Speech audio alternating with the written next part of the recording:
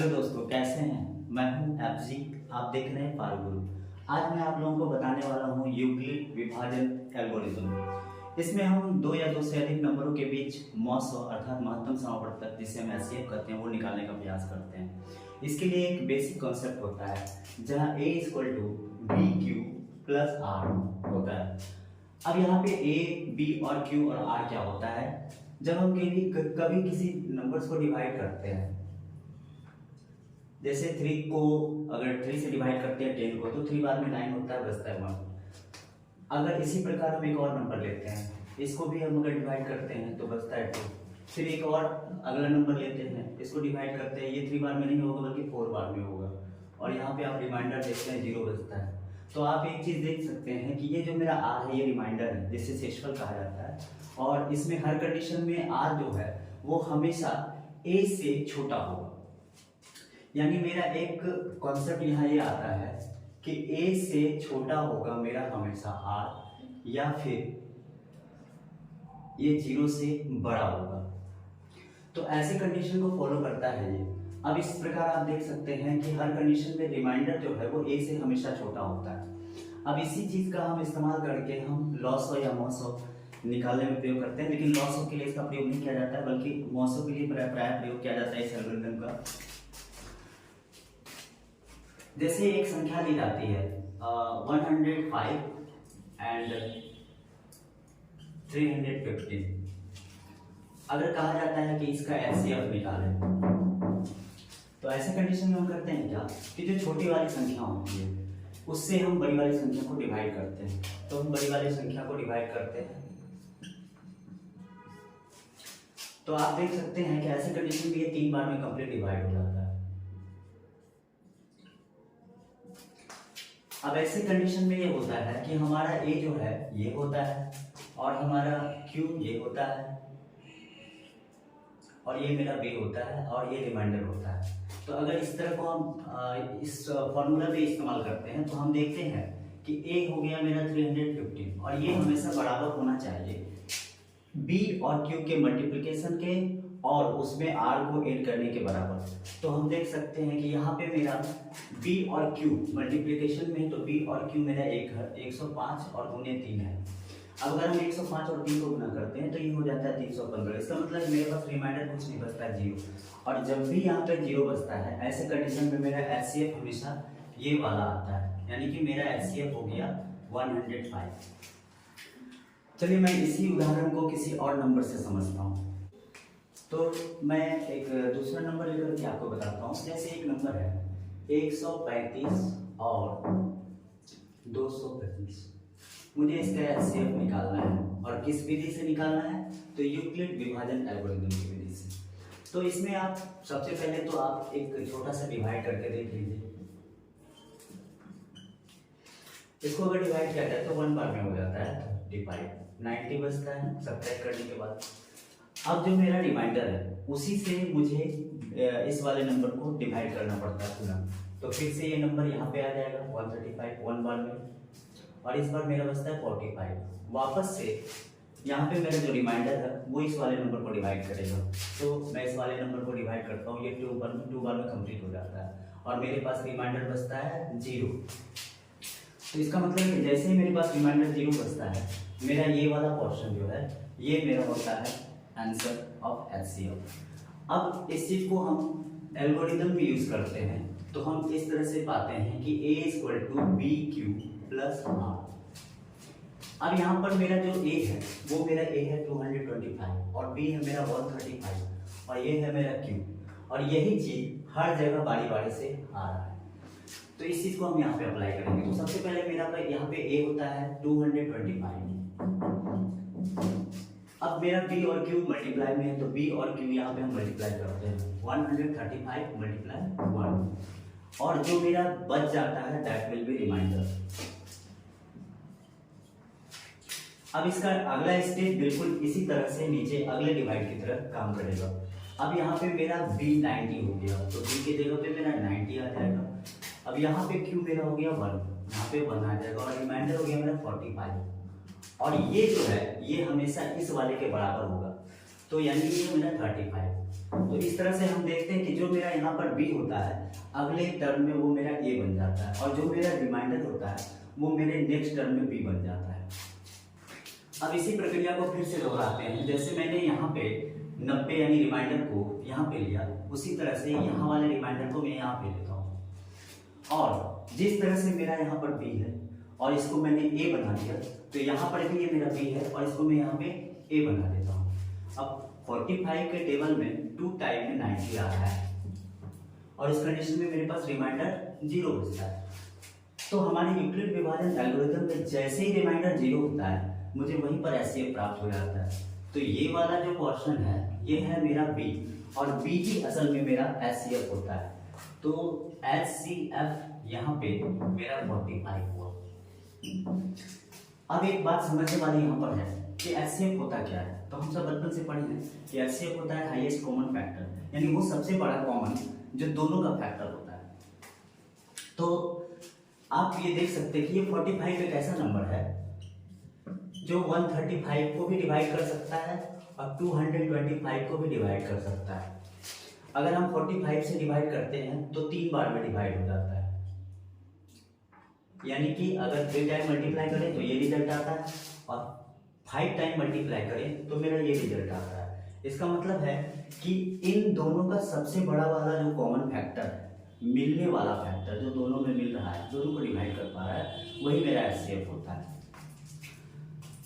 Euclid विभाजन algorithm को समझने से पहले कुछ और बातों को समझना होगा, क्योंकि ये चैप्टर हमारे रियल नंबर में आता है।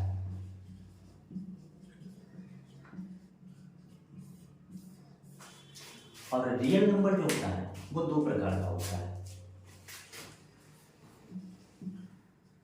एक होता है परिमेय संख्या और दूसरा होता है अपरिमेय संख्या।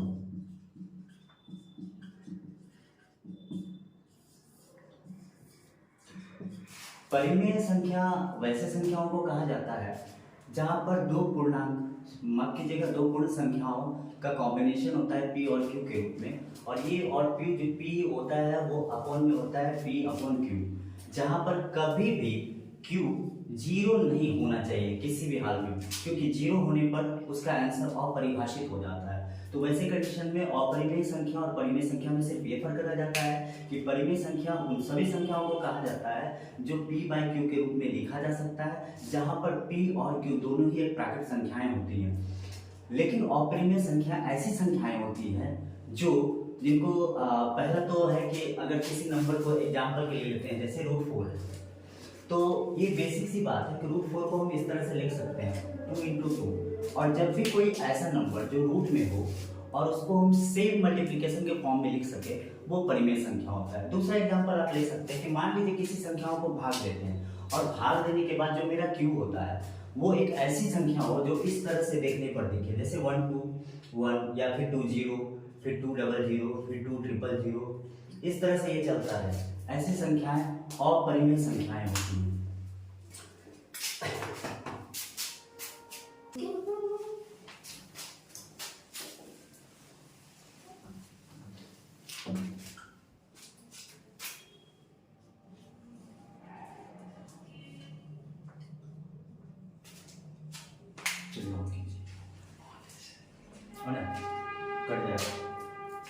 तो अब हम देखते हैं कि मैंने देखा कि यूक्लिड विभाजन एल्गोरिथम में हम एचसीएफ प्राप्त करते हैं। अब आपके मन में सवाल आ रहा होगा कि सर ने एचसीएफ तो बताया, शायद आप में से कुछ लोगों को एचसीएफ पता भी नहीं हो। तो मैं ये नहीं कहता कि आप नहीं जानते हैं, कोई ऐसे भी हो सकते हैं जो नहीं जानते हैं और वो मेरे वीडियो पे आए हुए हैं और उनको जानना हो। तो एचसीएफ होता है highest common factor. Highest common factor का मतलब ये हुआ कि अभी मैंने जो इससे पहले उदाहरण लिया था एग्जांपल, वो था एक था 135 और दूसरा था 225। अगर हम इस नंबर को अभाज्य गुणनखंड करते हैं तो सबसे पहले हम पाते हैं ये 5 से डिवाइड होता है, 5 से ये डिवाइड हो जाएगा 27 बार में, माफ करिएगा पहले 3 से हो जाएगा, 3 से होगा 4 और 5, फिर 3 से होगा 50 बार में, फिर 3 से होगा 5 बार में। अब यहाँ पे भी देखते हैं, ये हो जाएगा आपका 3 से 7 और 5, फिर 3 से 5 से 5 और 5 से 1।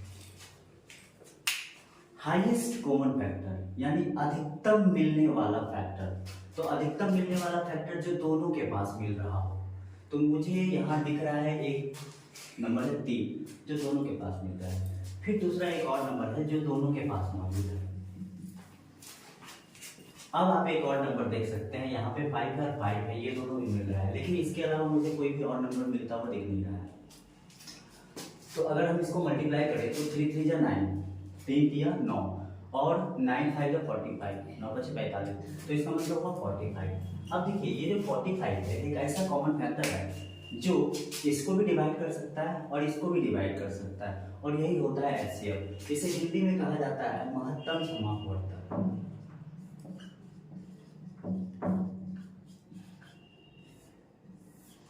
मतलब महत्तम का मतलब हुआ अधिकांश और समापवर्तक मिलता जो उसमें कॉमन है मिल रहा है।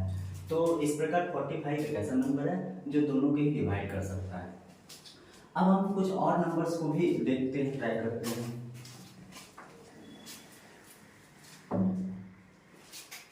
जैसे एक नंबर हम ले लेते हैं 15 और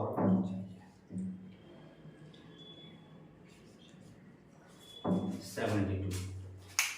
अब निसंदेह यहाँ पर 15 और 72 एक ऐसा नंबर है जो कोई ना कोई टेबल में कॉमन होगा, यानी किसी के टेबल में आता होगा ये, तो उसी टेबल में यह भी आता होगा। तो हम इसको पहले तो इस तरह से करके चेक कर लेते हैं। अगर आपको विभाज्यता का नियम पता हो तो विभाज्यता का नियम कहता है कि आप दोनों संख्याओं को जोड़ दीजिए। तो 5 और 1 6 है, वो 3 के टेबल में आ जाता है, तो 3 से डिवाइड होता है, इसका मतलब ये भी डिवाइड होगा। आप इसको भी चेक कर लीजिए, 7 और 2 9 होता है जो 3 के टेबल में आता है, इसका मतलब ये भी 3 से भाग होगा। तो इस तरह से अगर हम इसको 3 से डिवाइड करते हैं तो 3 2 जा 6 और 1 12 हो गया, तो 3 4 जा 12, फिर 2 से हो जाएगा, सॉरी सबसे पहले हम 2 से कर लेंगे, माफ करिएगा, पहले छोटी संख्याओं से करना चाहिए। तो 36, फिर 2 से होगा 18 बार में, फिर 2 से होगा 9 बार में। अब देखिए 3 से ये 3 बार में होता है और 3 से ये 1 बार में। अब ये तो 2 से डिवाइड होगा नहीं क्योंकि इसके अंतिम में 5 है, इसलिए 2 के विभाज्यता के नियम में नहीं आता है। तो हम इसको 3 से करते हैं, तो 3 के टेबल में 5 बार में होगा, 5 के टेबल में 1 बार में होगा। अब आपको मैंने अभी थोड़ी देर पहले कहा कि HCF दैट मीन्स जो कॉमन हाईएस्ट फैक्टर है, तो इसमें हाईएस्ट कॉमन फैक्टर है, आप देख सकते हैं यहाँ भी 3 है और यहाँ भी 3 है, यानी एक नंबर तो हमारे पास है, दूसरा कोई भी नंबर मैच नहीं कर रहा है, इसका मतलब है कि ये कॉमन फैक्टर नहीं है। तो और चूंकि ये अभाज्य गुणनखंड की प्रक्रिया है, और अभाज्य गुणनखंड इसलिए कहा जाता है क्योंकि इसको और छोटा नहीं तोड़ा जा सकता है। या 5 को ले लीजिए, इसे और छोटा नहीं तोड़ा जा सकता है। आप 3 into 2 करते हैं 6 होता है, आप 2 into 2 करते हैं 4 होता है, लेकिन कोई ऐसा टेबल नहीं है जिसके टेबल में आप 5 ला सकते हैं। तो यानी कि ये और नहीं तोड़ा जा सकता, और अगर तोड़ा जाएगा तो फिर पॉइंट में आ सकता है, या फिर कुछ ऐसा नंबर आएगा जो पॉइंट के साथ दशमलव के साथ डिनोट किया जाता है, लेकिन हमें लेना है पूर्ण संख्या। तो ये हमारा पूर्ण संख्या के रूप में एक ऐसा कॉमन नंबर है जिससे ये दोनों डिवाइड होता है, यानी यही हुआ आपका HCF। अब इसको हम यूक्लिड विभाजन एल्गोरिथम का प्रयोग करके समझते हैं। तो यूक्लिड विभाजन का प्रमेय कहता है कि A = BQ + R, ठीक है। अर्थात जब हम A को B से डिवाइड करते हैं तो Q बार में डिवाइड होता है और रिमाइंडर बचता है R। अब ऐसे कंडीशन को हम इस चीज के साथ चेक करते हैं। तो हमने क्या कहा कि छोटे वाले नंबर से बड़े वाले नंबर को डिवाइड करते हैं। तो हम छोटे वाले नंबर 50 को ले लेते हैं और हम 72 को डिवाइड करते हैं। तो हम सभी जानते हैं कि 55 या 75 होता है, 5 बार में तो लगेगा नहीं, 4 बार में लग सकता है। तो हम 4 को ट्राई करते हैं। 15 4 जा 60, अगले होके 60, तो जब हम इसको सब्ट्रैक्ट करते हैं तो 12 बचता है। तो ये मेरा रिमाइंडर हो गया, ठीक है। अब हम अभी कुछ देर पहले बता चुके हैं कि रिमाइंडर से हमेशा फिर ऊपर वाले को डिवाइड करते हैं, यानी जो मेरा पहले भी था वो अब मेरा A बन जाएगा। तो अब मेरा यहाँ पर ये A बन गया, और जो मेरा R था वो मेरा अब B बन जाता है, और ये 1 बार में होता है, तो बचता है हमारे पास 3, ठीक है। अब पुनः मेरे पास रिमाइंडर है, जब तक रिमाइंडर 0 नहीं होगा किसी भी कीमत पर उसे आप HCF नहीं मान सकते हैं। तो ये मेरा अभी 3 रिमाइंडर बच रहा है, तो इसको फिर से वही करेंगे कि अब मेरा ये R वापस से यहाँ पर मेरे लिए B बन जाता है, और इसके जस्ट पहले वाला जो मेरा R था वो मेरे लिए A बन जाता है, और ये 4 बार में कंप्लीट कर जाता है। और जैसे ही कंप्लीट करता है इसका मतलब मेरा रिमाइंडर 0 हो गया, और जैसे ही रिमाइंडर 0 होता है तो जो मेरा बी होता है लास्ट वाला वही मेरा एचसीएफ होता है, अर्थात मेरा एचसीएफ हो गया 3। अब इसको हम इस वाले थ्योरम पर सेट करके चेक करते हैं। तो कैसे करेंगे? सबसे पहले हम लेते हैं ए। तो यहाँ पे मेरा ए कौन है? 72। जी हाँ 72। तो 72 इक्वल टू, अब ये 72 जो होगा वो 15 के टेबल से यानी कि बी से हो रहा है, तो बी यानी 50 मल्टीप्लाई जो मेरा यहाँ पे क्यू है उससे मल्टीप्लाई होगा। तो अब देख सकते हैं 15 चौके 60, 15 4 60, और 60 होने के बाद भी 72 होने के लिए 12 कम है, तो इसको हम इधर प्लस करके लिख देते हैं, दैट इज द रिमाइंडर। ठीक है ना। अब इसके बाद जब तक हमारा रिमाइंडर 0 नहीं होगा हमें एचसीएफ प्राप्त नहीं होगा, यह बात को बिल्कुल याद रखें। अब देखिए कि जैसे ही मेरा यहाँ पे रिमाइंडर 12 है, ये मेरा अगला रिमाइंडर मेरे अगले वाले टर्म के लिए बी बन रहा है, तो ये मेरा बी बन जाएगा, तो बी मेरा यहाँ पे हो गया। ठीक है। अब देखिए यहाँ पे जो मेरा माफ करिएगा, जो मेरा यहाँ पर बी है 15, ठीक है, ये अगले टर्म के लिए ए बन जाता है, तो यानी मेरा अगले टर्म के लिए ये ए हो गया। अब देखिए कि 12 का टेबल एक बार पढ़ने पर 15 आता है, क्योंकि यहाँ भी 12 का टेबल एक बार पढ़ा गया है। तो जब 12 का पढ़ा एक बार पढ़ा जाता है, 12 का टेबल 1 टाइम पढ़ा जाता है, तो 12 बन जाए 12, तो 15 होने के 3 कम रह जाता है, तो 3 जो कम रहता है वही मेरा रिमाइंडर बचता है, और वही यहाँ पे 8 कर देते हैं। ये पूरा सॉल्व करने के बाद फिर वापस इतना हो जाता है। अब जो यहाँ पर मेरा रिमाइंडर है वो रिमाइंडर अब ये अगले वाले टर्म के लिए क्या बन जाता है? बी बन जाता है, तो यहाँ अगले वाले टर्म के लिए मेरा बी बन गया। अब मेरा इस वाले टर्म के लिए क्यू हो जाता है 4। ठीक है। तो जो यहाँ पर मेरा बी है वो मेरे अगले टर्म के लिए ए बन जाता है, यानी ये जो मेरा यहाँ पे बी है ये अगले टर्म के लिए ए बन गया। अब ऐसी कंडीशन में क्या है? 3 4 12, अब रिमाइंडर को बचता नहीं है, तो इसका मतलब रिमाइंडर हो गया 0। जैसे ही रिमाइंडर मेरे पास 0 आ जाता है, तो जो मेरा ये वाला टर्म होता है ये मेरा हो गया बी, बी ही मेरा एचसीएफ होता है। लेकिन ये बी कौन सा होता है? Last B. ठीक है। तो ये मेरा एचसीएफ होता है जो मेरा हो गया 3। अब आप देख सकते हैं कि ये जो 3 है, यहाँ पे जो 3 है, ये दोनों कॉमन है। तो इस तरह से हम यूक्लिड विभाजन एल्गोरिथम को समझते हैं, और इस तरह से हम इस वाले टर्म को समझते हैं। और इस वाले टर्म में जो सबसे इंपॉर्टेंट बात था वो ये था कि कभी भी मेरा जो ए होता है, ए से हमेशा रिमाइंडर छोटा होता है, और रिमाइंडर या तो 0 हो सकता है या 0 के बराबर हो सकता है। ठीक है। तो इस वाले टर्म को आपको याद रखना है। यही था आज हमारा यूक्लिड विभाजन थ्योरम, और आशा करते हैं आपको ये वीडियो अच्छा लगा हो, आपको समझ में आया हो। और अगर कहीं पर आपको कोई बात समझ में नहीं आ रही है तो आप कमेंट में अपनी बात को रख सकते हैं, मैं प्रत्येक कमेंट पर भी ध्यान रखूंगा और मैं उसका निराकरण करूंगा। और इसके साथ साथ मैं चाहूँगा कि आप मेरे वीडियोस को लाइक करें, सब्सक्राइब करें, और मेरे वीडियो को अगर आप पसंद करते हैं तो कमेंट में ये बात भी बताएं, ताकि इससे मेरा मनोबल बढ़े और मैं आप जैसे कई लोगों को अपनी बातों को इस तरह से बता सकूं, आप लोगों तक शिक्षा पहुंचा सकूं। धन्यवाद।